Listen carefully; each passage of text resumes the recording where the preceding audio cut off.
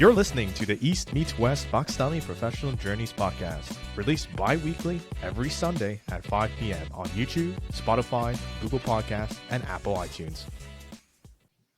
All right, welcome to the East Meets West Pakistani Professional Journeys podcast.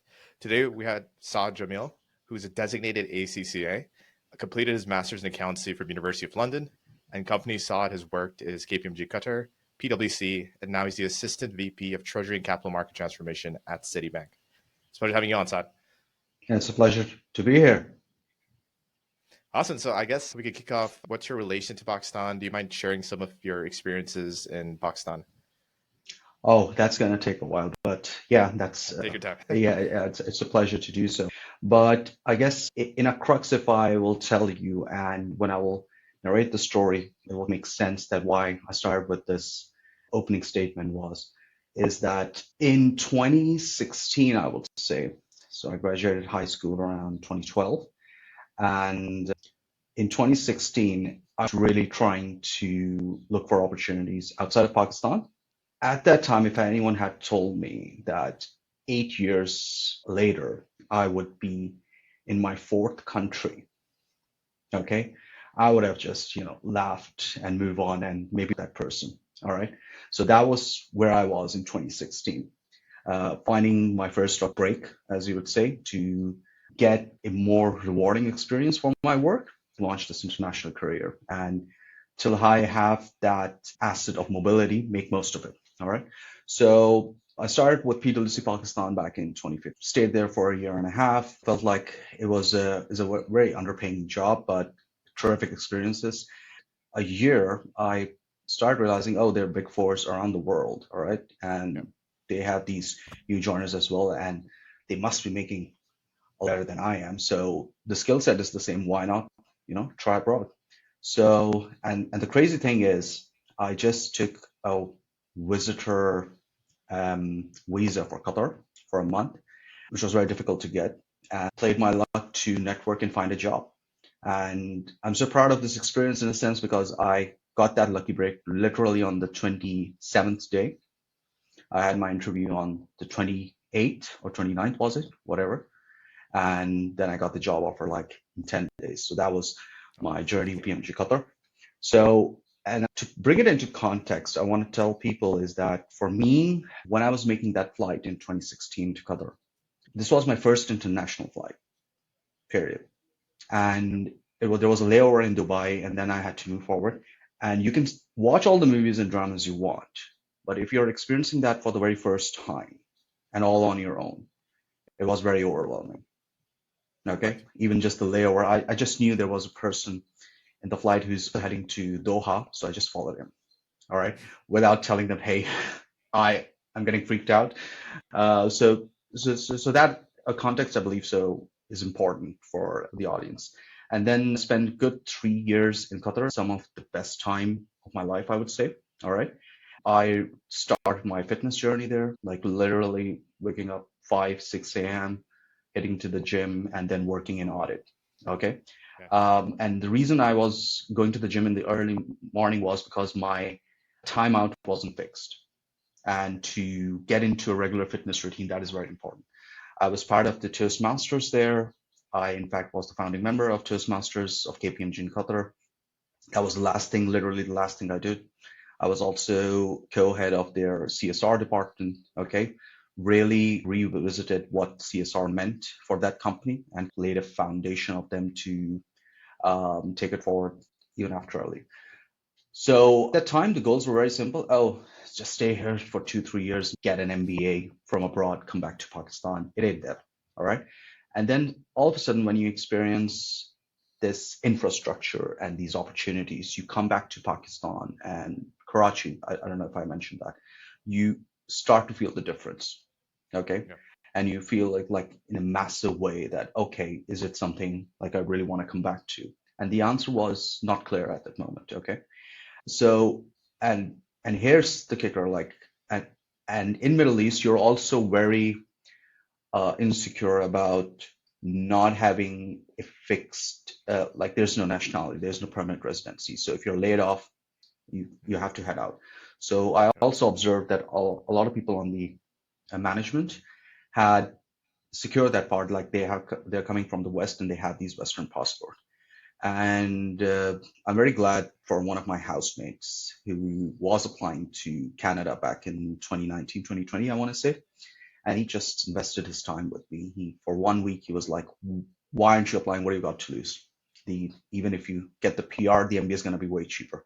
I think he got me on that. And that's where my journey started to kind of apply for Canada. And I got the invitation in January 2020. Now, parallelly, I also got a job offer from PwC in Birmingham. And it was kind of like, okay, what do I do? All right. And talked to almost all of the senior management at KPMG who I was connected with, and they were like, go for it. Canada is not going anywhere. So for it, take that 1 year in the UK. That's going to be very good. And so I leave KPMG Qatar in March 2020. I was supposed to land in Birmingham in April next month and just decided to spend that time in between with my family. I land in Pakistan, and behold, the entire world decides to close their airports because at the background, COVID was happening. Okay. Yep. Now, that was very tough. Why? Because I was in a state of, I would say, to put it very simply, and I was stuck in Pakistan for 10 months. And every week I thought like something's going to change. All right, the visa is going to come and I'll be allowed to fly back. And so you're in that state where you can't do anything, or you can't really commit to something, even, go for a job or application or anything, because you feel like any month you're just going to leave. And that took 10 months. So anyways, land in Birmingham, January 2021. Again, very grateful for that experience. UK as a whole, very advanced in terms of technology. The diversity was great, more than I would say it was in Middle East. But at the back of the mind, there was always this feeling that, oh, my permanent residency is in process. So it can be any day, any month. So even with that feeling, I stayed there for 2.5 years. All right. Uh, and I felt like a lot of mistakes were made, okay, because that wait, if I didn't have that option, if I had seen UK as home, then would have been fine. And the reason I still wanted to go to Canada was because it was a conversation between having a work visa versus a permanent residency. And that's where my advice kind of like comes in. It's a no-brainer. Okay, if a country is offering you permanent residency versus a country that is giving you a work visa, you always go for the safer option. You don't want to work with the anxiety of, hey, what happens if I'm laid off? All right, that is not a good environment to give up your best and kind of like progress and feel like you do not have the same level of comfort as your fellow colleagues do. All right, who are going to compete you the same way. So that was kind of the motivation. So anyways, I made most of my time there. Very beautiful place, UK, and got myself an international transfer, which I'm very grateful for, and landed in Canada in May 2023, and have been with PwC till May of till summers, and that's when I kind of like decided to also part my ways, because for a lot of reasons, but I feel like the recession had kind of like really to settle in, and there was an anxious period where the promotion conversations weren't happening. Okay. And it was tough. Like in UK, I think I skipped over a promotion. And one of the interesting things that also happened was I applied to University of Cambridge when I was in UK, and I got the offer from Masters in Finance. And it was such a difficult decision to not go for it, because people coming, especially from South Asia, there's this, maybe it's the nostalgia of our colonial period that you have to go to Oxford and Cambridge, and things are going to roll out. But I was very lucky that the same guy who helped me get in, he also heard about my story, heard about my plans. I said that, okay, after this master's in finance, I want to work in Canada. He said it's not worth it. He said this is a completely different market, and I verified that by reaching out to some alumni. And it was very difficult to write, hey, I will not be coming and joining you. So yeah, came to Canada. Then this year in summers, like PwC, was in the job market for some time, and that kind of like also sort of verified my thinking that I was able to do that while having a PR.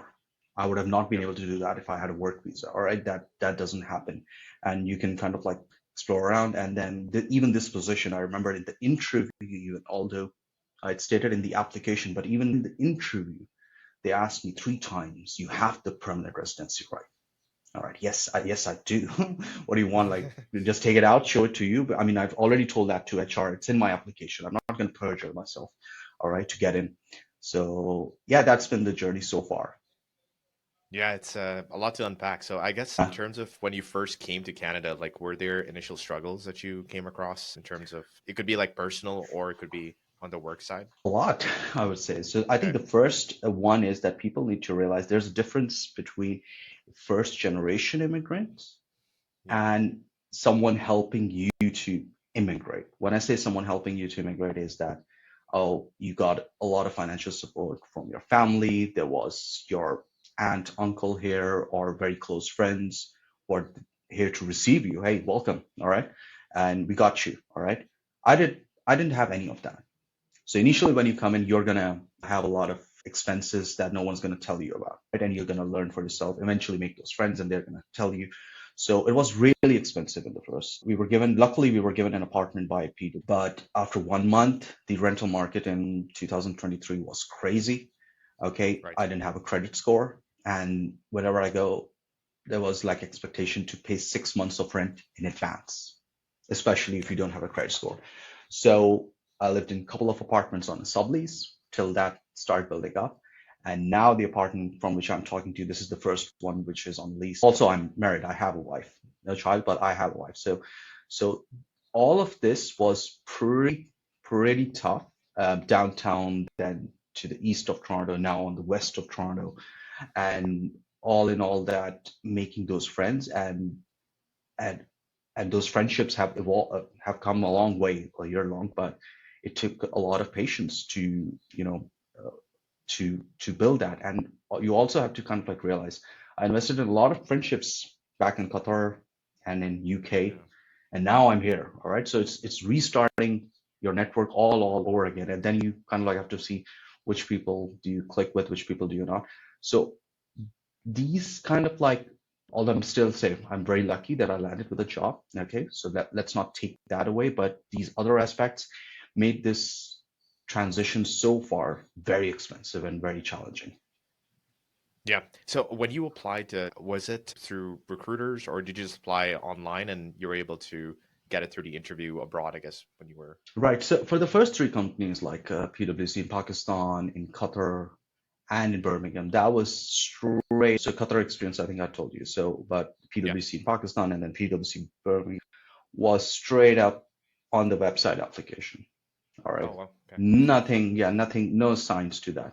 And PwC in the UK, as opposed to maybe some other regions of the world, is very encouraging of global secondments and global Yeah. mobility. All right. They have a lot of staff, so it wouldn't even matter to them. They look, when you make this request, they look at you with, I mean, they smile at you that you want to take that journey. All right. And they see it as a very brave option. So when I had the PR, I kind of like uh, first reached out to PwC Toronto's partners through some of my managers who have spent some time in Toronto for on secondments and come back. They recommended me. So even before applying, they took my interviews Yeah. like within the network. And by the time I went on to the global mobility, it was like, okay, we are going to forward your application to PwC Canada and let's see what do they even want you. And I told the person was much good. They do. So how do you know? Trust me, those things have already happened. So it's kind of, I also learned that the positions that you're applying for, a lot of informal applications can happen beforehand. You do that. Yeah. I remember in KPMG Qatar, I was one of the rare guys who managed a transfer to their advisory division from audit. Yeah. It's very That common in the that is West. tough. Yeah. That is tough, but that was due to my uh, a lot of contribution for that was being seen.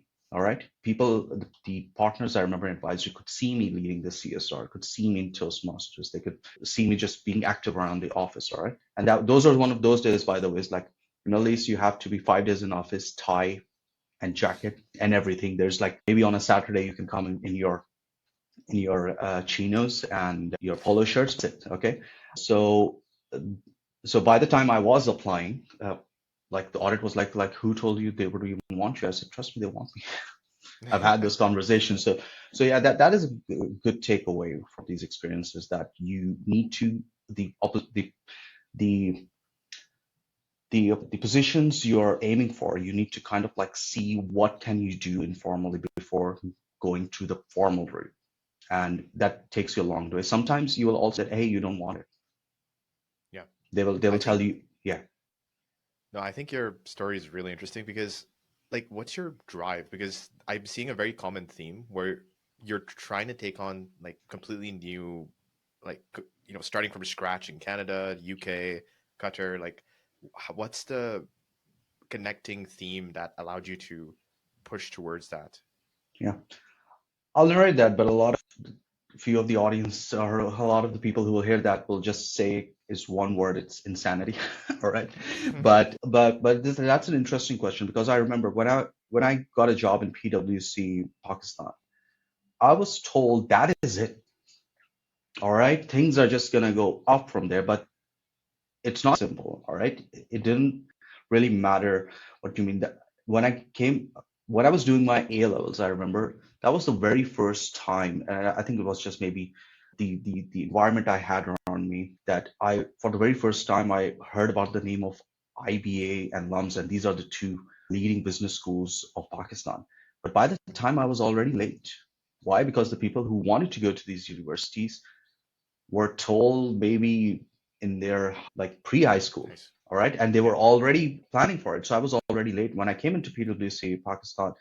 For the very first time, I heard about McKinsey. Okay, and there is no McKinsey in Pakistan. Maybe there are some projects they're doing, but not like a formal big. You can see somewhere. Oh yeah, that's the McKinsey office, right, happening. But I know there's a partner who's doing a great job in Pakistan. I met him once, and it's something independently is trying to do. But we don't have BCG, we don't have Bain, all right, and I think that's a known fact. So whenever I heard these stuff, I was like, okay, let's push the goalpost a little further, all right. And then when I got to kind of like Qatar, and you see, okay, the partners and directors, they have these experiences from the more advanced market, all right, from the West, and you're like, okay, this is kind of like a natural thing to do, all right.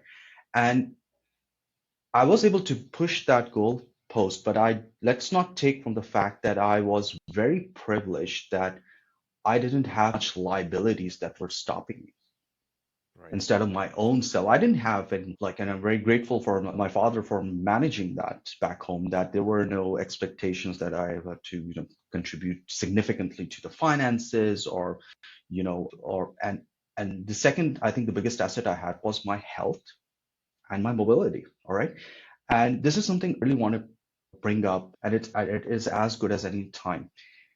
One of the few people I listen to on a very regular basis, at least I'll say a week, is Scott Galloway. All right, and he's a professor at York, and he kind of made things very easy for me in life to do, and I highly encourage people, young people, to listen to that, and also listen to his critique, so you're getting the picture, all right, of the thing. And he said that for young people, one of their biggest assets is their mobility, Hmm. all right, and it is better to be ordinary in a booming economy with low taxes than an extraordinary guy in a saturated market, all right, with high taxes. It's there's no rocket science there, all right. So I was taking advantage of that mobility. All right, let's do UK, because all right, I did OA levels, so obviously there would have been something in mind. I hope I want to do that, and I was very lucky because Brexit had happened, all right, Yeah. and for some reasons I believe there was this explosion of demand for CPAs in the UK, all right, and I was just at the right place at the right time, but I also had to apply it. And there was a point I remember that I was considering not to go for it because I had the Canadian PR. Or like, why? Let's not go for it. And a friend of mine who used to not talk a lot. I mean, we didn't talk a lot, but we were on good terms. All right, whenever we meet, he Yeah. was fine. He heard about this and he then took me to a drive. I was like, yeah, I'll drop you at home. Don't worry. They said, yeah, I heard that you're considering not to go to UK. What is that about? I said, yeah, man, I got this PR thing. And I said, so I don't see the point in the UK. He said that the position, he said that I have, by the way, I don't encourage this, but this is how it is that so when you make a profile at PwC, you are allowed to, at a max, apply to 10 positions. Okay, he had 4 emails. Said he was applying to same position, same company 4 times and across all Big Four. Right. And I had just applied to PwC 1 position, period. I don't need to lie. And he said, and I haven't gotten that invite for interview. So kind of like also appreciate all these experiences you're getting. All right.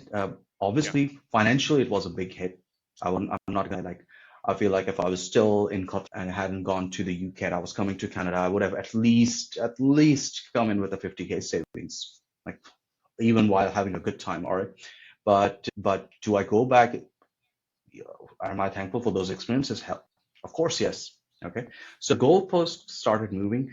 At a time, I just wanted an MBA with UK and USA, period. And I'm talking to this guy, and luckily he's a graduate from Cambridge University, from the same program. And I wanted to learn from him how to apply to other universities in the UK, not Cambridge, not Oxford. And he's like, hey, why are you not applying to Cambridge? I'm like, what do you mean? I'm not worthy. I just have an ACCA, even the master's you see, that is a distant learning program. It's not something I attended in UK. And he's like, no, your profile is perfect. Okay. Yeah. And I just applied, and it was the last round. And if you have any idea, last rounds are notorious to get into. And I got an interview. Nice. And they liked it. And all of a sudden I'm like, this doctor who's advising the UK government, he's taking my interview and he's talking to me for an hour and he likes me. All right. So all these experiences kind of like also, let's not undersell ourselves. All right. So that confidence kind of like started stacking up. Yeah. Okay. And Right. but yeah, I mean, I kind of like I am at that position where my knees are telling me that I'm in my 30s. All right. Let's slow down a bit. I mean, I do a lot of sports as well, like badminton, basketball. I have Nice. done a half marathon in Qatar. Couldn't do a full because COVID happened, but it is in my bucket list for this year, provided Cool. everything like the injuries aren't there. So yeah, I mean, I think the idea is, if you look at the very end, is I want to look myself maybe at a time in the mirror and I say that, did I do justice with the privileges I got? And I want to say, yeah, I did. I was healthy, so I was traveling. I had the mobility. Okay, and yeah, and during that process, I was not hurting anyone. I was like, like staying true to myself as much as possible, and that is the main motivation. I say, I'm like, maybe like what old age of, if I'm staring myself in the mirror, it can be like, oh, maybe you should have gone to, you know, Yeah. East England, but not like, oh, why didn't you go to England? All right. So all the opportunities that have come my way, I've kind of like snatched them, I believe. Yeah. No, when you mentioned half marathon in Qatar, I was like, it's like pretty hot there now. Yeah, it's in January. So Oh, okay, okay. So it's Qatar is January. very nice from like November to February. It's heaven in Awesome. during that time. But yeah, no, it doesn't happen in summers. Right.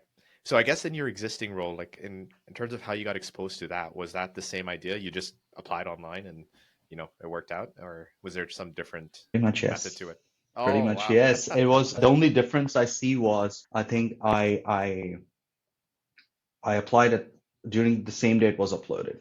That is the only Oh, so difference I timing. can, yeah, Nice. timing. I think that is what got me through, but there were other job offers as well, but that happened through reaching out to people in LinkedIn within that company. All right. Yep. Having that informal interview first. All right. Getting that referral in. Okay. Because if they are going to agree to talk to you for 30 minutes, all right, then they're going to really help you through get in. All right. Because Yep. people also that kind of like need to realize, most of the companies have referral bonus. All right. And you need to bring that. You get very limited characters if you're sending someone a message on LinkedIn through your premium account. And you need to bring this point up that, hey, this can be a win-win for both of us. All right. You're not, uh, I mean, for a lot of these hiring managers, it is supposed, but it's not really something in their high priority list to get the best talent for their company. All right. But it is in their immediate interest to get that referral bonus. All right. So before getting going to City, I had two offers, and after the first interview happened, or I remember it was pretty short. I think they kind of like got the impression that I knew my stuff. All right. And there wasn't a lot of rounds to go after that as well. And I remember that I had told HR, and City takes their time. All right, it is Yeah. just the organization it works, and you can't hold it against them. I just remember when I got the other job offers, I just had one Thursday email them that, hey, I have this job offer and I'm looking to close all other opportunities that are on the plate. So if I'm not like the leading candidate in your consideration, then let me know so we don't reach out. I remember within 10 minutes of that email, I got a response, and usually I'll get a response in a week or 2 weeks. And it's a one-liner, hey, can we talk? And a verbal offers that day, same day on the email. There is a lot of power to reaching out to people. I don't this with people, especially who come from Pakistan, is that they have this, oh, what will happen? That should never be your concern. I remember, and I always go back to whenever I have these doubts, how I got my job in Qatar was impossible. I remember my father wasn't really on board of it, or mom pushed him a lot. She believed in me and my best friend. All right. Shout out to Akbar. Okay, so he said that, hey, the worst thing is you'll have a good time. All right, all right, and come back. All right, and he was like, no, no, I don't even have a doubt that you will manage it to do it. He should have seen me on the 22nd or 23rd day, because that was a 30-day visa. I was in the bed sobbing because I was like, I really didn't want to go back to my previous job. But Yeah. yeah, uh, uh, I look at back, and then from there, even the CSR position I got in KPMG, that was through a lot of persistence in reaching out to the partner. And still remember, I think he was trying to, oh, uh, kind of like get rid of me. And I was so persistent with my emails and chats, and he was like, "Oh, you're very persistent." All right, and I was like, "Yeah, I mean," and that's what I say. I don't think so. There's something uniquely extraordinary about me. I wasn't the most intelligent guy in the class. I still believe I'm an introvert who's pretending to be an extrovert. All right. And I wasn't the most athletically gifted guy. All right. But I think the one quality that I'm really proud of, and I just can't help it, like I don't think so. I even intentionally do. It's just persistence. It's Got you. so just Pushing forward. keep banging, keep banging, keep banging. But now I think I'm being very smart about it. All right, because when I was even hunting for jobs, I initially wanted to go for sectors which were outside, which were not financial. All right, and I didn't have any luck there. All right, Right. and then it was like, okay, you can't wish it and it will manifest. All right, you need to be very practical. Okay, and Yeah. that's when I started targeting financial sector back again. Awesome. So I guess in the current role that you are as the assistant Yeah. VP, like how has that experience been like overall, and what's your Yep. task? Well, without giving too much detail of like Uh-huh. specifically what, like more in general, but It's um, still pretty early, all right, got you. because I joined in November, and they have this training period, and then you know how December is in North America, all right, in terms of like work, and then it starts to get really picked up Different. from the second week of January, I will say, and Yeah. then it's full throttle all the way till, I will say, April or May. So I can feel a massive difference from working in a service industry where compared to like an organization or established bank like Citi, all right. I feel like my role is now very specialized, okay? Whereas when I was in the Big Four, there was my job description was almost infinite, all right, in that role, okay? Yeah. And what gives me a lot of excitement about my role is like I'm just there looking at processes, all right, in capital and treasury, making sure they comply with whatever is required, okay, by the regulator. So let's just keep it very simple. But Yeah. I had this conversation the other day when I think he asked the same role. I said that, and the guy's a manager at PwC and a brilliant auditor, like accountant, brilliant. I asked him, is there one skill, and that is also coming from my learnings from Scott Galloway, is there one skill you have that is irreplaceable? And after 8 years in audit, he said, no, there is like 10,000, 20,000 people who can replace me. Oh wow. So, That's and I took that, and you will see a lot of people are demotivated that, hey, their role is very niche, it's very narrow, and want to do this and that, but they can't do it. All right. And I took that learning that although I'm in a very niche part of a city, I really want to be very good at it. So I'm not like it will cost them to replace me. All right. All right. And this market kind of like is designed in a way that it will reward people who specialize in niche places. But you also have to be very smart.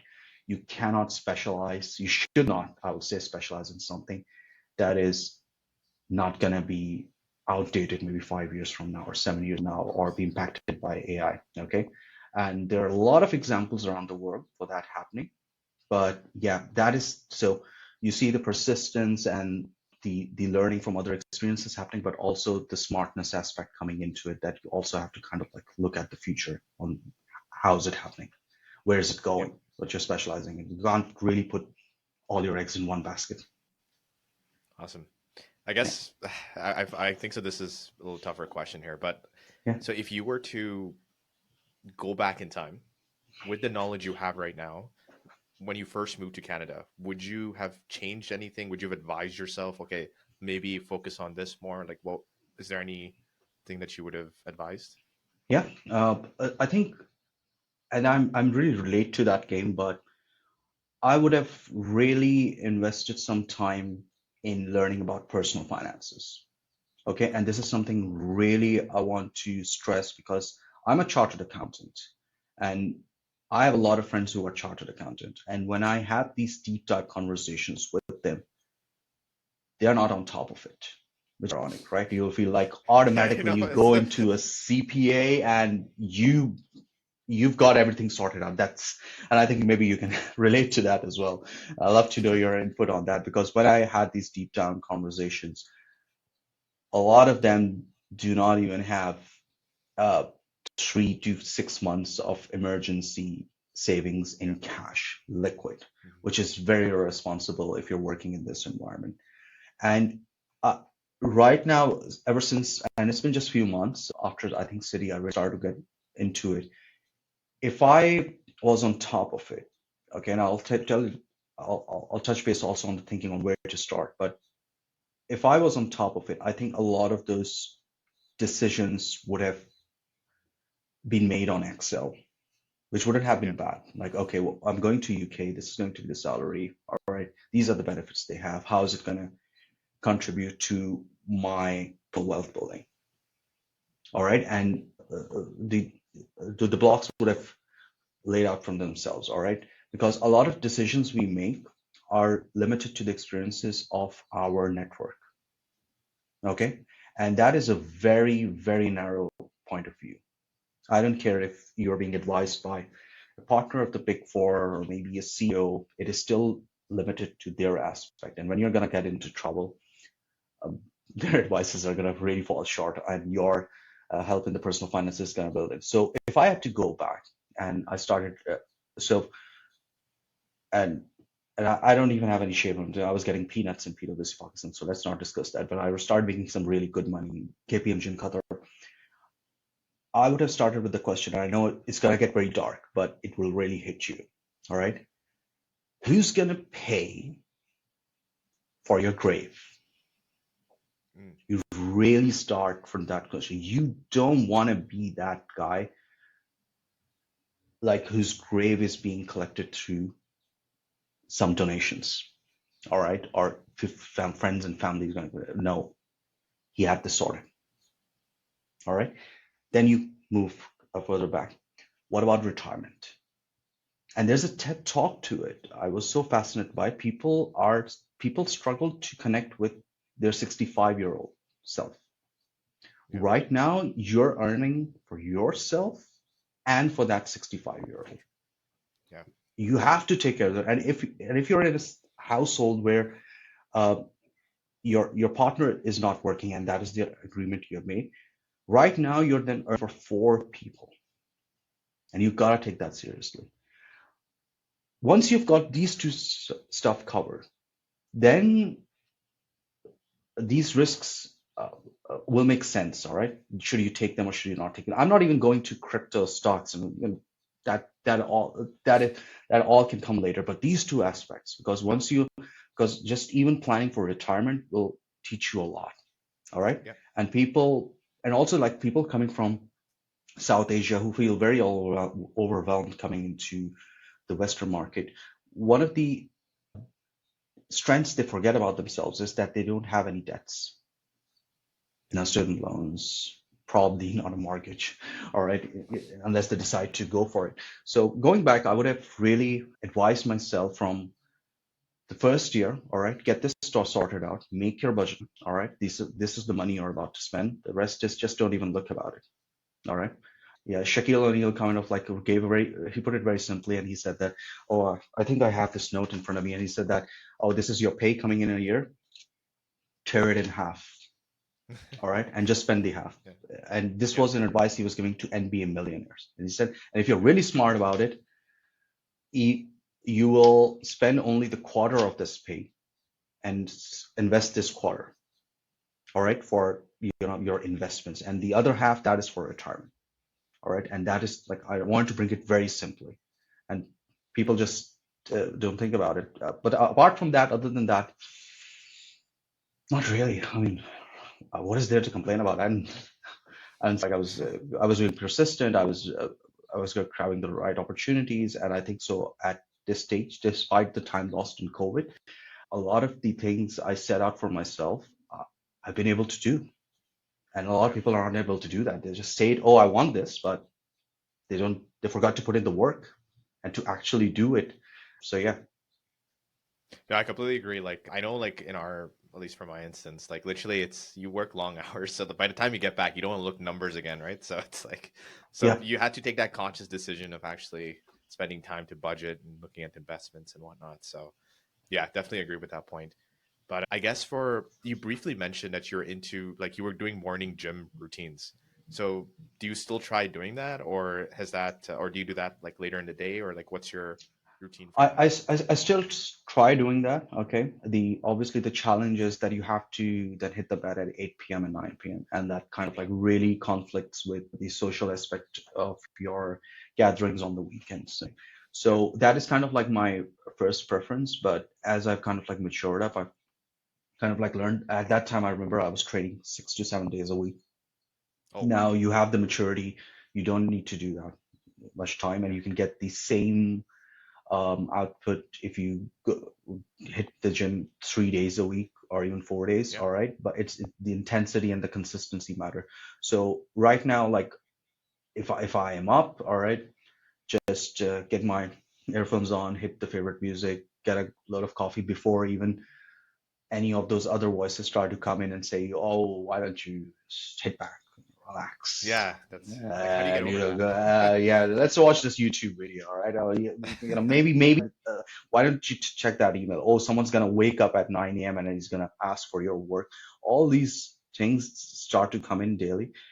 You really need, so that's my method to kind of like silence them out with coffee and really hit the music. And I think the key is you need to have a gym that is as close to you as possible. Obviously, it should be well equipped, but as close to you as possible. The other aspect, I think, to make that routine really well is what I'm trying to do is to join a community base because I recently came back from knee rehab. So I'm really still in that phase of rebuilding up. But next month, I'm really trying to join a community based gym. All right. And that was the learning I got in COVID.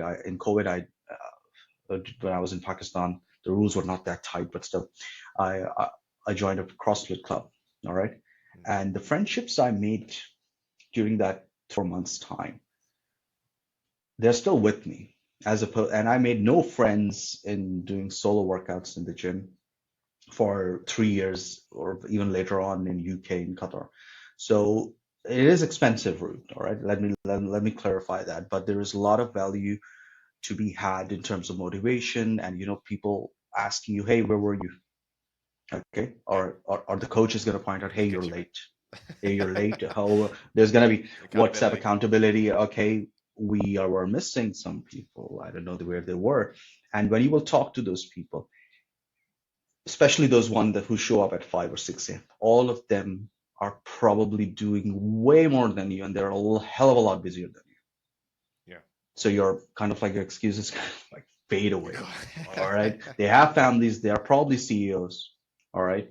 And when you tell them, oh, I just had a lot to do, they won't understand. They will be like, okay, you're just not managing your time well. Right. Yeah. So, yeah, I guess we can end off in terms like I think so. This is challenging in its own right, but how do you define success? Like you can go both professionally or personally. Like I'll leave it open for you and how you define it. Right. Yeah. I was lucky to bring it very simple and reading other people's definition of success because from my own experiences, I've kind of like realized this is for everyone in the world and wherever they are, this is very different and it has a very different meaning. But I guess the main thing is what kind of like really brings you peace. Okay. And one of the best guidance I got on this was from Stephen Covey, the famous writer of Seven Habits of Highly Effective People. Yeah. May God rest his soul. And he introduces concept of four intelligences. Okay. So it's meant. Let me just kind of like quickly look it up. I don't know. Yeah, it's mental, physical, emotional, and spiritual. And I'll quickly give you an overview. And a lot of people just focus on the mental part, Mm-hmm. and the other trees are gone. And mental is your job, your ability to stay on top of your game, learning about the future, all right, and keeping yourself sharp, all right, and really being really good at what you do. And I've also kind of like agree with these, like I don't really want to bring, I really don't agree with following your passion. All right, I'm in the Scott Galloway camp, and I think this is a poor advice for a lot of people, but we can have a debate on that some other time why it's not a great advice, all right? But mental, so you're happy with, okay, whatever, you're going to eventually enjoy anything that you're really good at. Like, for example, I make an insane chicken roast and lamb kadai, okay? Do I enjoy the process? Maybe not that much, all right? But when people say, oh, this is awesome, really delicious, but am I a chef? No. Okay. So, but I really enjoy the process because I know it's gonna do good. So, whatever your job is, if you're getting that high rating, you're getting that recognition, and you're feeling, oh, I really am solving, you're just automatically gonna enjoy it. Okay. And the second is emotional. Now, that involves all your social dealings. All right. How how are your relations with your family, your friends? And when it comes to friends, people really need to invest time in identifying the toxic guys and get them out. Like you don't need them. All right. And it is really possible that you might be the toxic one for them. That's fine. Just move on. All right. Just having good relations with them is going to really have a good feeling about yourself. I'm not saying getting their approval. All right. Yeah. If you're seeking their approval, it's already a toxic relationship. You want to get out of that ASAP. Uh, the the third is spiritual. So whatever your faith or whatever is guiding your principles, you need to be able to say you are true to it. Okay. Even if you got all the rest of the three covered, but you're not staying true to your faith. Okay. Like I'm Muslim. All right. But if I am not able to defend my values, all right, if I'm just taking the middle way, okay, and not letting it guide myself, there's always just going to be this unease. Okay. Either just then leave the entire thing, even if you like are an agnostic or atheist, there will be some principle guiding you. There will be points in your life where those will be called into question, and you need to be stoic about it as well, but also be like, okay, I stayed true to them. All right. Right. And the last Yep. one, I guess the most important, is physical. All right. There's a very good saying: you have 1,000 problems till you get a health problem. Then it is just that one problem. So exercise, whatever it is want to do. And I always say to busy professionals, if they come to me and ask me, oh, where should I start with? I never tell them go to the gym. I said that is just marketing. That is something completely they have taken over, that, hey, you want to look good, feel good, just go to the gym. That is their marketing. Start with the sport you used to play as a kid. Whatever it was, just start with that. That nostalgia, that muscle memory is there. All right. You're going to feel very good about it. That should be entry point. All right. Yep. And even if you get injured, twist an ankle, like both of my shoulders have been dislocated. Oh Okay. God. All right. The knee problems, but all the elite athletes get that. Take it as a badge of honor. I have not met a marathon runner who's not like injured from here and there, and they're Yeah. completely excited about it. So get those dopamines from it and be very happy that, oh, in 30s and 40s and 50s, watch those videos where people are doing insane stuff in their 60s and 70s. And this is kind of like you will not have to worry a lot about, okay, you're aging. Okay, in terms of your looks, you're going to look fresh. And it's going to impact all of those three other intelligences I said to achieve those goals, like really make it really easier for you. You're going to sleep on time, wake up on time, feel really good about yourself. And I think the key to, and although I've said these four intelligences, the, the major part is keeping the balance in. Yeah. All right. Still. That's challenge, right? And for that, that's another conversation to have, that, okay, how, because there's another school of thought on how to block your calendar to make sure you're achieving all of those things. Yep. And I think if I have to add the fifth aspect to it, that is just going to be, what is your social contribution? Let it be even just $5 or $10 a day to charity. Okay, you need to be able to say to yourself, okay, with all these privileges, which you're very lucky for, and one of the most luckiest thing you got was, which had no contribution from you at all, is just being born at the right place at the right time. Yeah. Okay, Exactly. so just kind of, you need to have that sense of, oh, I want to give something. Like, I spent a lot of time here in at the Mississauga Food Bank. All right, I am like, it is in my goals. All right, which kind of like major organization I want to start my volunteering time with. I'm trying with City at the moment, but if that does not succeed, I'll go out. Spend Yeah. a lot on charity. All right, as much as I can. I take it. I see it as like my, and you can save taxes on it, by the way, as well. So it is very smart to do that. Your personal finance aspect will also kind of come in. Oh, you're just benefiting yourself, all right, by doing that. Either you give that to the government or to your charity.